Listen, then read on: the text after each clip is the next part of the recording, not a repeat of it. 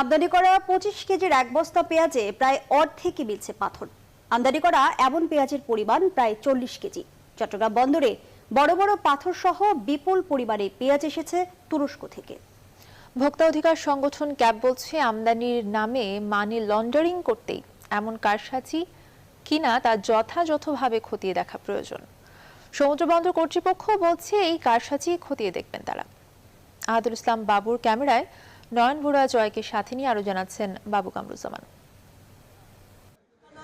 দেশের বাজারে সংকট মেটাতে প্রতিবেশী ভারত ছাড়াও মিয়ানমার ও তুরস্ক থেকেও পেঁয়াজ আমদানি করেন ব্যবসায়ীরা। সম্প্রতি পেঁয়াজ আমদানির বিপরীতে ঘটেছে প্রতারণার ঘটনা। তুরস্ক থেকে চট্টগ্রাম সমুদ্র বন্দর দিয়ে আসা 40 টন আমদানি করা পেঁয়াজের বস্তায় মিলেছে বড় বড় পাথর। দেশের সবচেয়ে বড় ভোগ্যপণ্যের বাজার খাতুনগঞ্জে দেখা যায় 25 কেজির এক বস্তা পেঁয়াজে পাওয়া যাচ্ছে 12 কেজিরও বেশি পাথর। প্রায় 40